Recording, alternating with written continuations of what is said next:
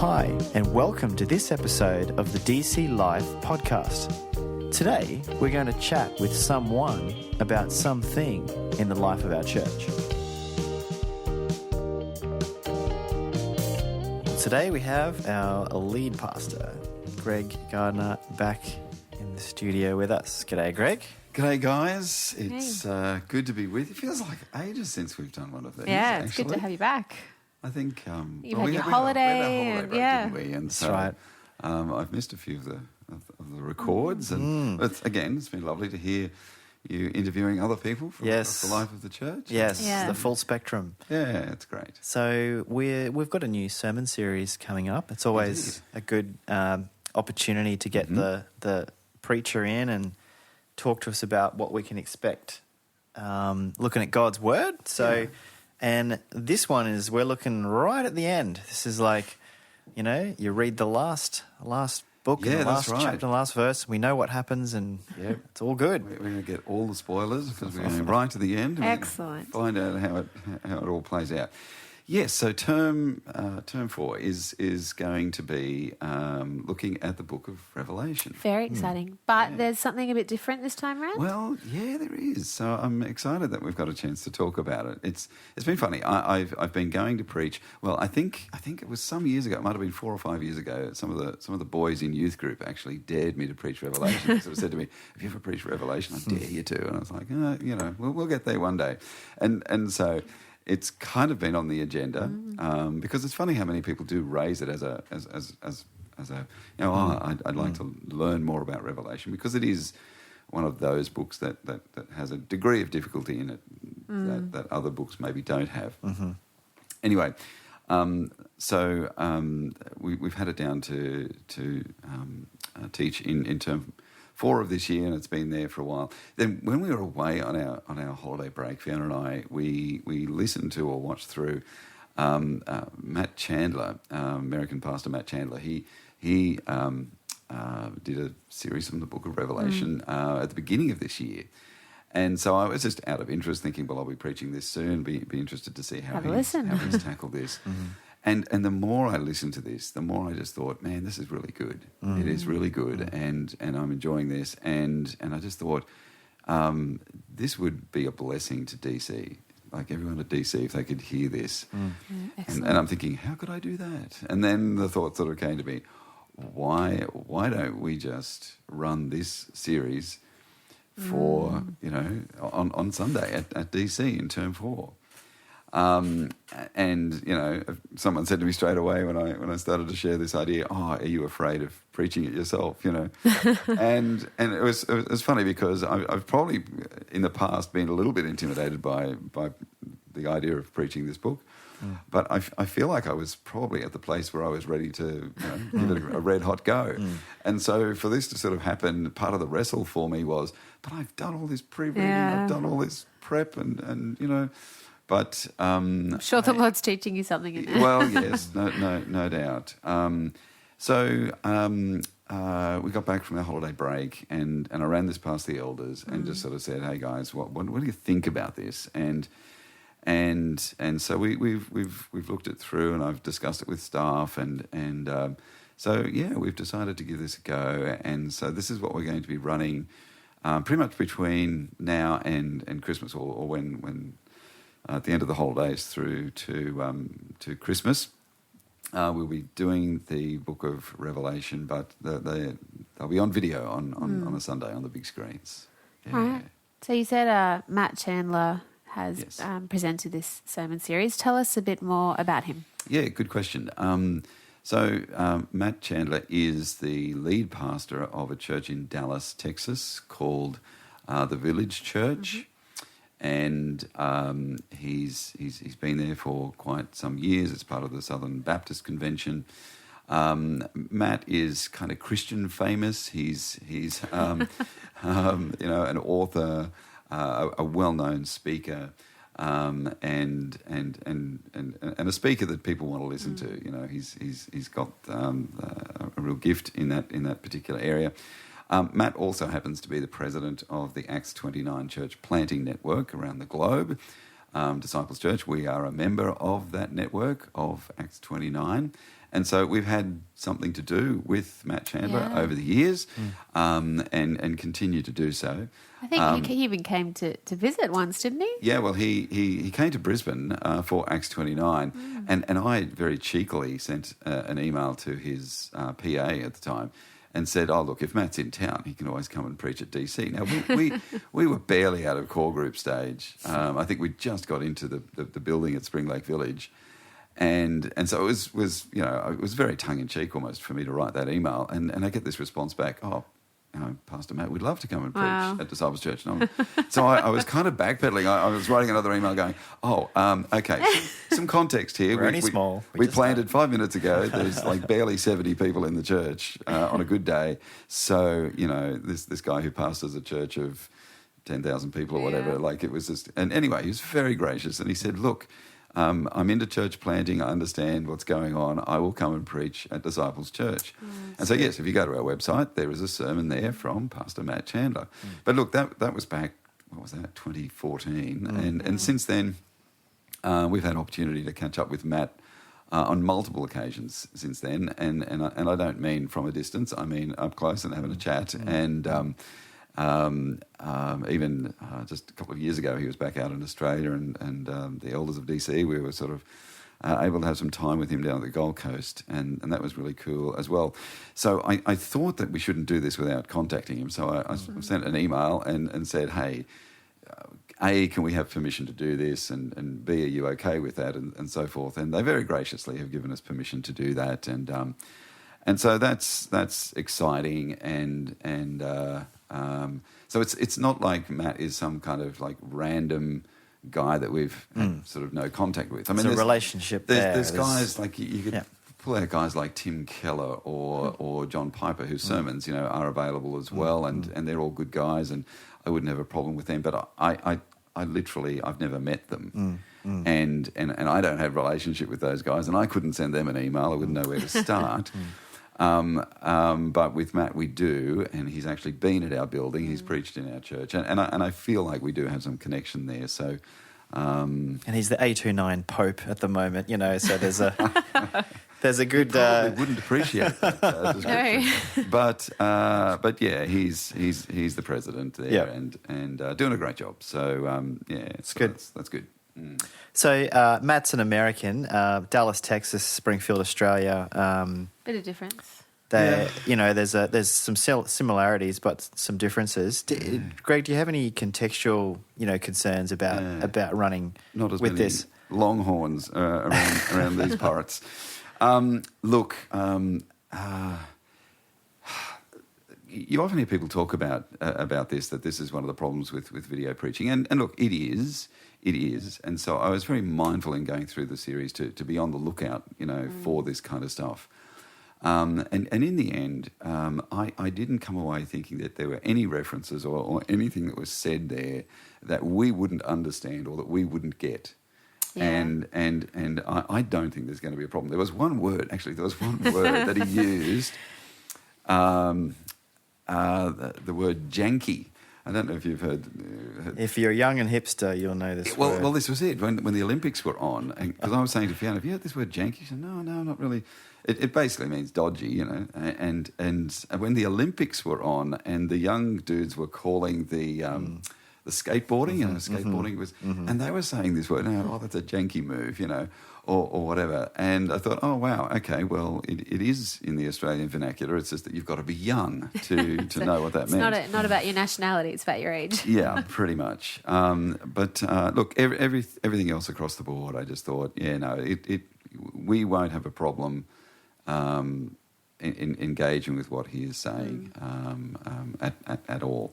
So he might talk about some towns. He might talk about, we're going to be planting a church over here. We're doing this. We might not know that town name, but we understand the concept of church planting, and totally. We'll be able to go, well, hey, we planted a church at Forest Lake. We're doing similar things, and this is what we're about. So yeah.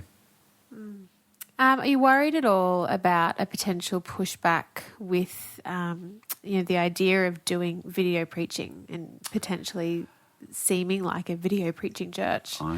You would be surprised at the number of things I worry about, Georgie, in terms of the life of Disciples Church. But yes, that is a concern, because I've heard it. You hear about some churches, they get known as being, it's a video preaching church. So let me just put everyone's minds at ease. We have no other plans to be doing any video preaching beyond this series. Like everything that we've planned for 2022, it's all live, real people standing in front and preaching. We've done a little bit of video preaching over the years at DC. One-offs here and there. Yeah. When, if someone was sick at the last minute, we might have thrown up a video sermon, something like that. So, but it's been pretty rare that we've used video content.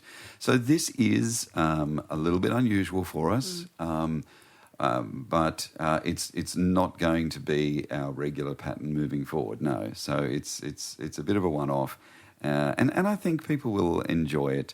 I think. If you've been at DC for a fair while, you've probably got a lot of me, and you've got a reasonable bit of Sly. And if you wanted anything else, well, you've got to go searching on the internet or go to another church. I think this just gives everyone an opportunity to maybe hear someone else and yet not have to leave DC. So I'm optimistic that it will be received well. Yeah, no, it's good. So you said that you love the series, and it was really good. Matt did a really good job of handling what is otherwise it can be a difficult or a challenging book to go through. Yeah. Is there anything that you would preach differently if you were going to run with it? It's interesting because if you read a book or you hear someone else's sermon, or it's hard as a preacher not to be sitting there critiquing someone else preaching, and how are they handling the passage, and are they ticking all the boxes that you would think need to be ticked in order to handle a passage well and to speak it well. What did amaze me about this, and I have the gift of criticism, so this is high on my radar. As I went through this, and I actually mentioned this to Fiona, I think, a couple of times. I couldn't think of anything that I'd want to qualify. There's not something where, in sermon number 8, I'm going to need to stand up and say, when Matt says this, I don't agree with him. I didn't feel that at any time all the way through the series. So I think it was one of the things that I was looking for in terms of whether or not this would be something that I would be happy to run at DC. Suitable. If I felt that there was things there that I needed to qualify or that I would have taken a particularly different tack on, I probably wouldn't have even, run it past the elders. I'd have just said, no, we're not going to do it. But no, it's one that I can run in very good conscience. So again, that's one of the reasons why I'm a little bit excited about it. So it's good. You even like the humour. Well, I think that's one of Matt's strengths in that, and I don't do that well. Like he could almost be a stand-up comic, and when I've spoken to him about that, he's actually said to me that he consciously has to dial that back. Wow! Because he knows he could just have everybody laughing in their chairs for the whole length of the sermon, and be entertained, but not challenged, not convicted, and so forth. And so he's. But he uses it in ways that I think can be appropriate, and he can win you into where he's going with something, and then hit you with the hard truth, and it sometimes means that you'll receive that hard truth much more palatable. Well, yeah, if you've just had a good giggle about something, then it makes you a little more receptive to maybe something else that he's going to say, and he's got the ability to do that. I'm the serious newsreader type guy, really at heart. You know that about me. But Nathan's the king of puns, so I don't know. Which yeah. We've all got our strengths. Right. I think that will be part of what he brings in preaching this series for us. Yeah, that's good. Looking forward to it. Yeah. So, getting to the book of Revelation itself. Yes. That was all a good intro. So why do you think we should study this book now? Well, it's one of those books that, preachers will say to you, like any book of the Bible, it's worth preaching this book at any time, at any stage, and you don't want to try and make any book of the Bible sound any less relevant at any point in time. But look, let me be realistic and a bit frank about this. I think this is a really good time to be pushing into this, because we're going through a worldwide pandemic at the moment, and every time whether it's a world war, whether it's massive bushfires, whether it's a pandemic. As a pastor, I often then get the questions back, is this the beginning, or is this is all of the stuff of Revelation, is this about to happen? Are vaccinations the mark of the beast? And you start to get these sorts of questions, and the current age and time, 2021, is no exception to that. And you haven't got to be on Facebook or online in any of the online forums for very long to start to see some of this stuff sort of starting to come through, and so people are wondering about the future. People are indulging a little bit in some conspiracy theories about this or that, and it's amazing how the Book of Revelation often features in conspiracy theories about whatever, particularly Christian ones. Yeah. And someone will grab a particular passage or a couple of verses out of the Book of Revelation and throw it into the middle of some crazy idea about how the world's going to go in the next little while. Yep. It's unhelpful. As if there's some biblical justification for it, And so I just think to have a really solid, good look at the Book of Revelation at a time like this is probably going to be a really really helpful and healthy thing for us to do as a church. So, yeah, I think it's a good time. All right, so maybe painting with a slightly broader brush here, what would you say the Book of Revelation is essentially about? The Book of Revelation is it's people think the Book of Revelation is all about the future, and I think we're looking for a particular history marker that is going to be the trigger for for the domino effect of everything that we read in Revelation to start coming true. Oh, this has happened. Look, I see this in the sky, or I see this in world politics, or I see this in whatever. So I link that to some part of Revelation, and then I want to see the dominoes then fall after that of like, well, this is now how the future is going to go. This will lead to this, will lead to this, will lead to this, will lead to this, and then Jesus comes back. And so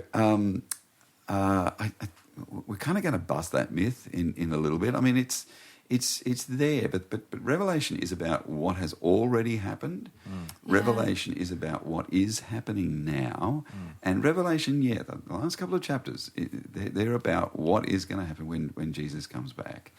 So it's not about waiting for a particular thing and then everything in Revelation starts to then happen.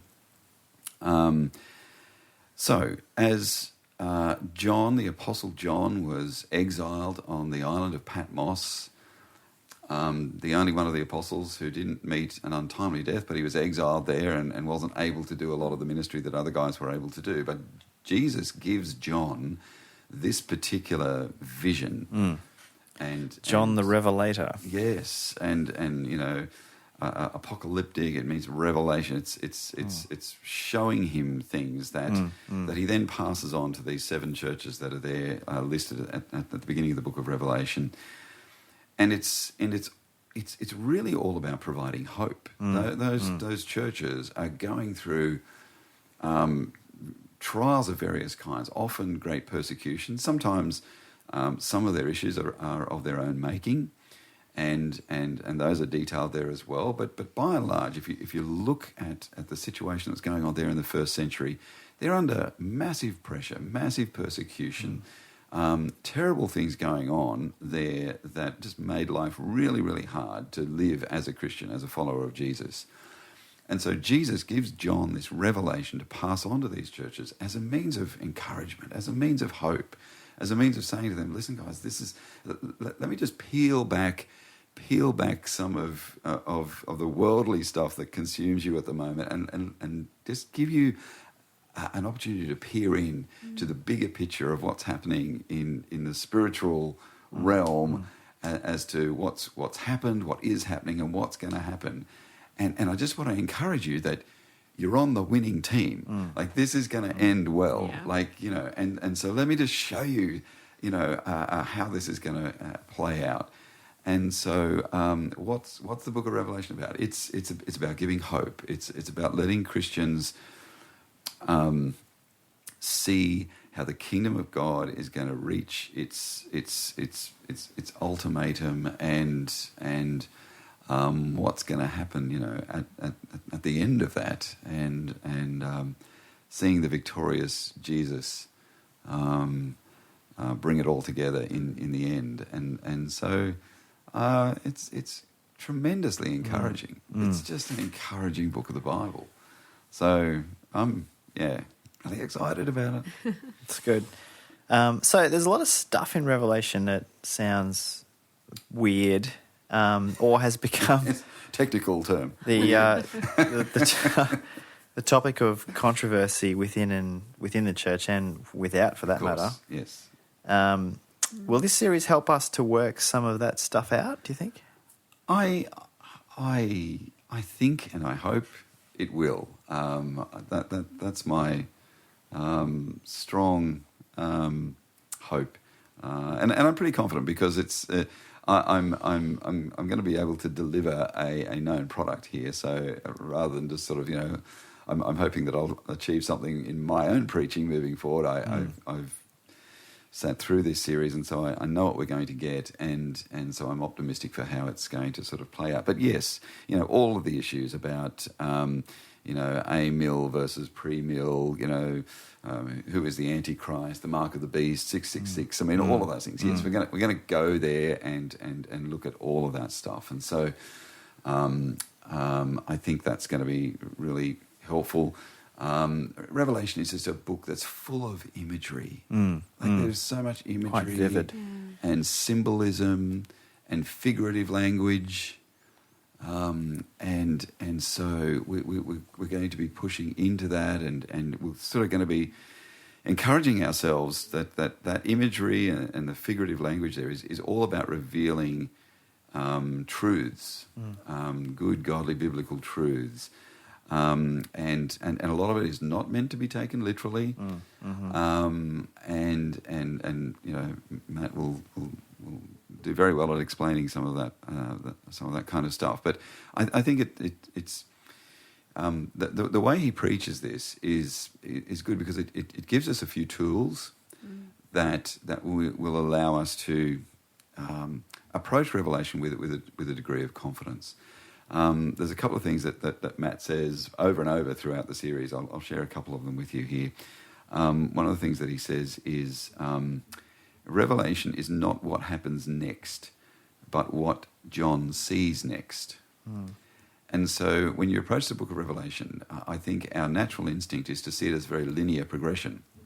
So this happens, and then after that, this happens, and after that, this happens. Whereas that's not how it's meant for us to see it. It's more like, and I don't even know if they still do this on Play School, but I remember when the kids were little and they had Play School, and do you remember that you'd look through different windows? The windows. Yeah, like yeah. the Oh, round yes, they window. do. It's still do there. that? Yeah. You guys have got little kids, so that's good. And so essentially what the book of Revelation is we're just going to look through one of the windows today. And so they're not meant to be taken linearly. It's what John sees next. It's not what comes next. So it's kind of like, what's the next window that he looks through? Is it the round window, the square window, or the whatever the other windows are? Rocket ship and the... Yeah, all of that. And so just to sort of jolt us out of this whole linear sort of thinking, and that becomes really helpful when you just get that little tool on its own. That sort of helps you unlock a bit of stuff in Revelation, because when you get out of that linear mindset, it's really good. Here's another one. Revelation doesn't say anything the Bible hasn't already said. again, that's a bit of a mind blower, because oftentimes we look at Revelation as like, oh, this is awesome. This is all some new kind of stuff that God's just sort of adding on at the end. But when you see it really in full biblical context, there's nothing there that hasn't already been said or done. So much of it has been said in the book of Daniel, which we studied last year, and how the rest of time plays out till Jesus comes back was all detailed for us there in Daniel, and a lot of the same imagery, metaphor is employed again by Jesus as he speaks to John, and so again, another little tool just put in the Revelation kit bag. There's not any big new surprises that haven't already been revealed to us somewhere else. I've heard that the more you know and understand the Old Testament, it really helps in understanding the book of Revelation. And particularly the prophetic books at the end, and particularly Daniel, which is why we studied Daniel last year, is because I wanted to do Daniel before we did Revelation, because in knowing and understanding particularly the last 6 chapters of Daniel, where he gets into all of this apocalyptic stuff himself, this just builds on that and draws from that in really good ways. So if you have time, you should read Genesis to Malachi before we get to or if you're really pushed for time, like the rest of us, you could just read the last 6 chapters of Daniel. There you go. That would be a really good head start. I've got 2 more. The third one is this. As you read something in Revelation, it cannot mean to us what it didn't mean for them. And by that he means people in the first century, the people that John will be writing to in these 7 churches, that it can't mean something different for us than what it was going to mean for them. Yeah. And so the idea that, bank cards with the 3D effect is 666, and that's that's what 666 means, is what the Christians can't have credit we're cards. reading it into the text. It's like they didn't have credit cards back in the first century. That's crazy to think that. So why would you send those guys something that they were never going to be able to relate to? So it cannot mean to us what it didn't mean for them. Even the last few chapters, I mean, they're looking forward to that which is going to happen. We looking forward to that which is going to happen. Jesus returning, new heavens and new earth, and all of that. So, another good tool. Final one. The main thing is the plain thing, and the plain thing is the main thing. And I think that's good to keep in mind, because often you can read through Revelation and you're going, oh my goodness, there's all these things happening around, and this beast came out, and this dragon from here, and you're starting to get really distracted by a lot of the imagery and what's going on. How many heads did that beast have? How many eyes? How many horns? And so it's really good to just ground yourself in. Now, hang on a minute here. There's a very plain thing in the middle of all of this action that's going on, and so a good tool to have is the plain thing that you see there. That's pretty much the main thing of what's going on. Don't be distracted by everything else that's going on around, and vice versa. What's the plain thing that this text is teaching? And that's the main thing. So. You'll hear a lot of those tools described as we work through the series, and then they'll be used in exegeting the passages that we're working through. So, yeah. Greg, do you think there's something about our culture's fascination, with the end times, and you see this in, some of the TV shows out now that focus on the apocalyptic stuff, end of the world, kind of just, whether it's zombies or something else. And I wonder if there's something in our culture, and maybe it's just every generation has this kind of thing, because we all want to know how it all ends, or how, when. and what the future's like. And I wonder if the book of Revelation is the more we understand that, it will help us with our own, human sense of hope and, all of that sort of stuff. Yeah. Like, totally. Look, I think there's 2 things in you talk about the fascination there. I think we are fascinated about the future. What's going to happen in the future? We'd all love that, that crystal ball in a sense. God provides that for us, though, and we do get a picture of what is going to happen in the future. He just gives it with a lot of this imagery, and as you would know, with imagery, you can make that imagery into what you want it to mean for you. Right. So because it's not very literal descriptions about how this is going to go, often the imagery that we see in the Book of Revelation is used to be the basis of all sorts of kind of movies and novels and things that we've read over the years, and so it builds into that whole fascination thing that's going on. I'm hoping that we might, through going through this series as we will, I'm hoping that we might remove just some of the crazy, out of that, and to just see this for how it was originally intended, and I think we can have a degree of comfort for how it was originally intended, because when you approach it the same way that you would approach something like Daniel, and you put the two together, you'd say, now the Bible's consistent here. There's a consistent genre, a consistent technique that it's using to communicate a certain truth to us. And so, hopefully we can move beyond speculation. We can move beyond fearing this particular book of the Bible, and getting to a place where, if we're having a dinner conversation with someone and they want to raise some crazy thing that they've just heard, that you might just be able to have a go at sort of unpacking this in a way that's going to be helpful for people.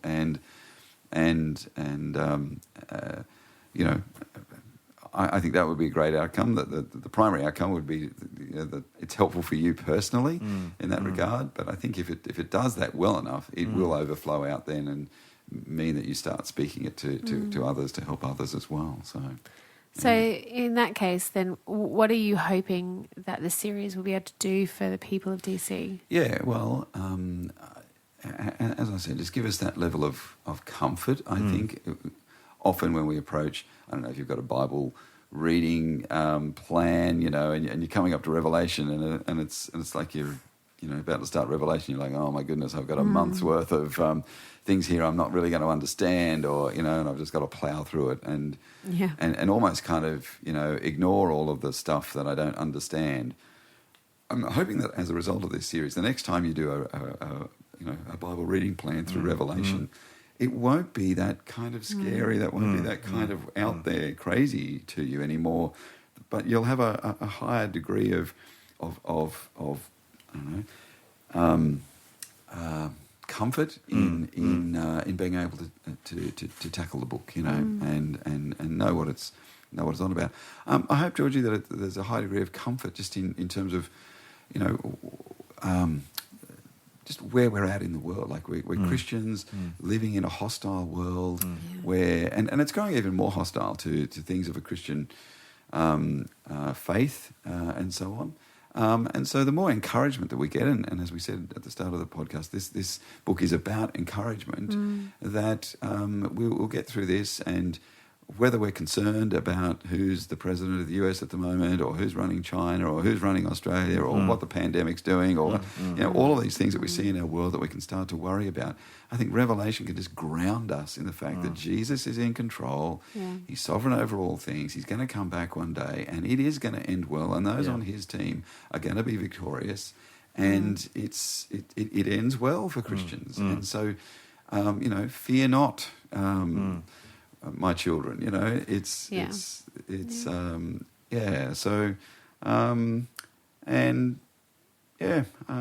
think that's about it. Yeah, if we can get some of those things, That's I think good. just that encouragement We've and just achieved a lot. I think we will have, and I'm really looking forward to seeing us go through Me this. too. Yeah, it's good. And I guess at DC we have a high view of the Bible, and all books are in the inspired Word of God, and so I'm Amen. kind of excited that we're not shying away from it. As I know personally, others that I know won't ever preach it because it's just like, well, it's too weird, whatever. But Yeah. I think it's good, and so our people should know that we're not shying away from. Yeah, and this. I think it's one of the advantages. Like there are guys who, big names in church history who wrote profound commentaries that are still used today, who made it their thing. I'm not preaching on or writing a commentary about the Book of Revelation. Wow. They just said no, it's Off limits. It's too hard. I think the beauty of living in the time that we are living, and the internet and everything, the combined pooled resources of Christendom across the world, which can be shared so quickly now via the internet, just means that we can tackle these things with a higher degree of confidence that that we're doing so in a good way and a helpful way, and so. We want to declare the full counsel of God, and we want to get into all of His Word from Genesis to Revelation, and so this gives us the chance to do that. So it's good. It's good. Looking forward to it. Absolutely. If you'd like more information about what's going on at Disciples Church, check out our website or email us at podcast@disciples.org.au if you have any questions or feedback. Thanks for listening in. We'll catch you next time.